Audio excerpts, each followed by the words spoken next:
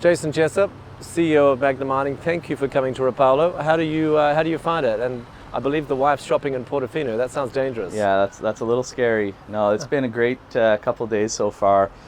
Beautiful venue, great place to meet some new mining investors. Thanks for the invite. Our pleasure. Thank you for coming. That is the Cinque Terre down there. So I think your wife's gone the opposite direction today to Portofino, but thank you for coming. Jason, you're what I think of as a junior mining company, but with the capability of a major, because you're based in Sudbury, which is really the home of mining in Canada, in the Sudbury Basin, surrounded by major mining companies, Vale and Glencore. Can a junior mining company play with the big boys? Well, I think precedent has shown that a junior miner that is entrepreneurial has an advantage working with the majors in Sudbury. Through my experience with FNX Mining back in the 2000s, we were very successful taking some of these past producing Inco mines and making discoveries, bringing them into production, and ultimately having a very nice exit when we merged with Quadra FNX, and eventually those assets were acquired by KGHM. So yeah, I definitely think there's some opportunity, but it's a very hard nut to crack. All the land in Sudbury is tied up by major mining companies and Magna, essentially, and you just can't go and stake ground there and explore. Everything is patented ground, surface rights owned. So you need to build a relationship, you need to build trust with major mining companies, and that's what we do. And I live there, and it's taken a long time, but we've been very successful. So your assets, so the background you were talking about, FNX, that was sold. I think all shareholders made out like bandits. And so is this FNX too? Is that how we should think of Magna? Well, it's been described as that, and I don't want to just rest on the laurel of FNX, but it has been described as that. Really, the business model is pretty similar. Myself and a lot of our team, including our CEO, our VP of Exploration, our VP of Mine Geology, our chairman, were former FNX colleagues. So we've really brought the band back together to do this and really leverage off that experience. But that being said, there's some differences, and I think it could be even more exciting. We do have our Shakespeare project, which is something FNX didn't have. And what's great about Shakespeare is it does have permits to build a 4,500 ton per day open pit mine and tailing storage facility. So the ability to build our own mill at some point in the future, I think is really unique, and it basically gives us some independence from the majors. But our short-term plan is to toll mill and sell ore to the two mills that are operating in the basin. Gotcha. And I understand that you've recently bought a copper mine, which you used to operate inside FNX. Yeah, that was a really transformational acquisition we made back on September 12th. We are going to acquire the producing McCreedy West copper mine, which while I was with FNX, I managed the operations there, and it is a spectacular mine. It ran, almost non-stop with just a few brief periods shut down.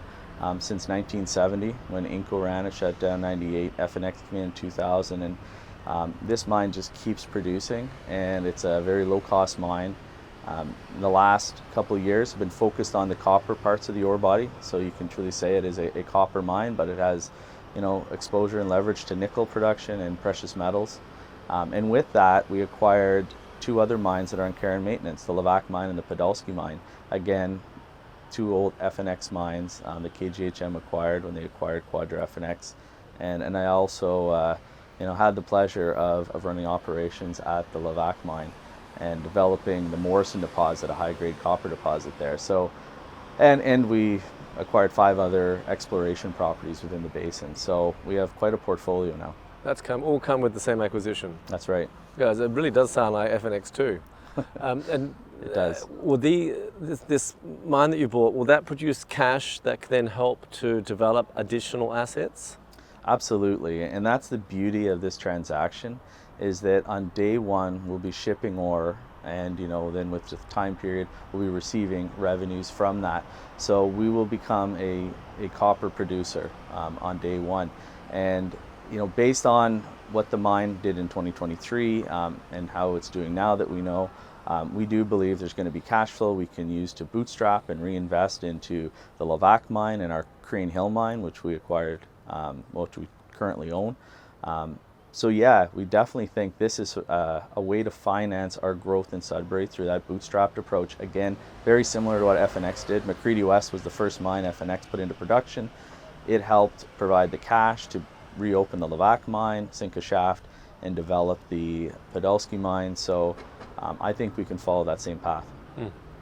And do we expect to see more M&A, or have you got enough to do now with that portfolio that you've acquired? Yeah, I think that there's potential for us to see more M&A, nothing immediately, but we've been working in Sudbury now with Magna for 8 years, developed a lot of relationships. We've done due diligence on a number of other projects and assets that are held within the other companies in the basin. So there's definitely potential, but we have some work to do. We got to get this deal done first. We got to get it closed, right, which we hope to have done by the end of the year. And yeah, and then, you know, in the next couple of years, we definitely could pick up some other non-core assets. The two mills that are operated, one by Vale, one by Glencore, are looking for feed. There has been, I would say, a lack of investment over the last 10 years from the major mining companies in Sudbury, and due to that, you know, they've seen their production rates go down. So they're very interested in working with us to help provide feed for that mill and their business plan and the commitments they have for selling metal. So yeah, it's possible. And do you see any opportunities, Jason, with the majors? I mean, there's talk now that Vale has spun off its base metal division.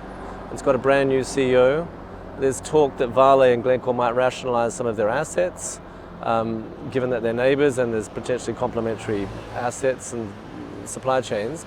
Do you see opportunities there, that you can see assets within either of those companies that might fall off their table for Magna? There's definitely that potential, and you know, I think if there was ever a time for the Vale and Glencore assets to come together, it could be soon. Just because I think, you know, now there is sort of that focus for Vale base metals as being, you know, sort of a subset of the total Vale assets, looking to do what makes best business sense.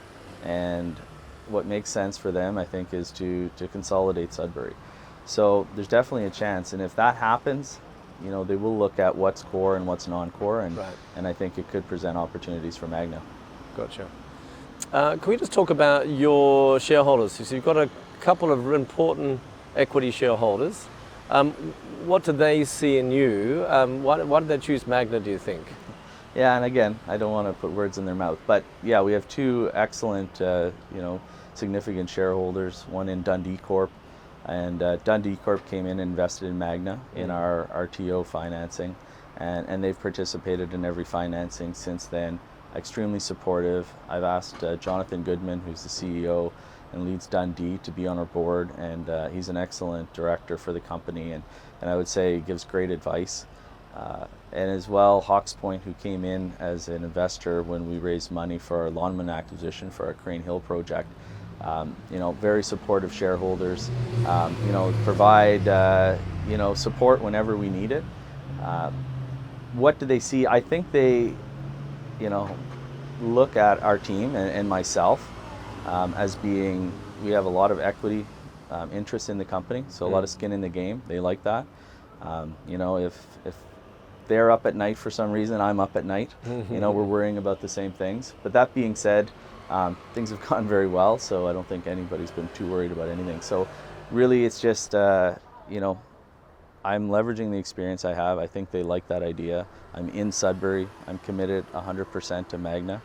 I live and breathe this. I founded the company. I started out when we were a private company, and it was really difficult to find funding, and we made it work, and I'm really proud of what we've accomplished.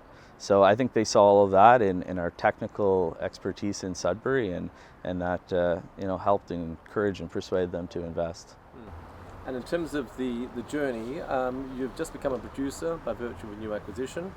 How far along the journey are we? With your vision for the company, what does Magna look like in 5 years' time? Yeah, 5 years' time, we will have a minimum of 3 mines operating. That would be the McCready West mine, Levack mine, and Crane Hill mine.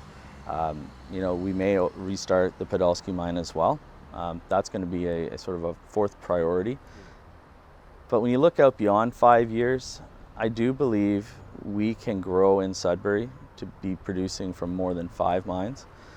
There's that kind of opportunity we see on the horizon, and really that is our plan. But we're going to do it in a staged process. I think there's potential for us to have, over the next 4 years, potentially, 1 mine per year coming into production.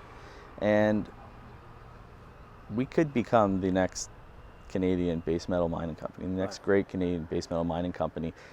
We have lots of growth in Sudbury. I'd say over the next 10 years, we can grow in Sudbury. At some point, beyond 10 years, maybe that's the time to go and look outside of Sudbury to another jurisdiction when we have a lot of cash flow to reinvest. But yeah, I think that there's so much opportunity. It's amazing for us as we do our strategy sessions and we look at all the opportunities to realize how far we've come and where we're going. Amazing. And just, Jason, if that 3 or 4 mine growth path comes to pass, how many tons of nickel and con or ore and copper and PGMs might you be producing once that growth path is? Yeah, that's a really good question. And obviously I can't give you specific numbers because there's so many variables. Right. One of the things about Sudbury is these mines have distinct different deposits. So they'll have contact that'll be primarily nickel with some copper. They'll have footwall deposits that are mainly copper with some precious metals. They'll have precious metal zones that are primarily precious metals with a little bit of copper. And depending on commodity prices, you can focus your attention and grow in sort of any of those zones or all of them together. So, I can't give you a specific number. What I can tell you is, it will be significant. It'll be a significant number that I think by any metrics you look at, you'd call us a mid-tier producer.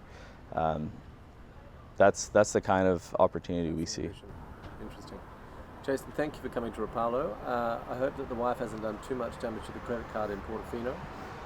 And we look forward to seeing you back here again. Well, thanks a lot. I'm looking forward to tomorrow.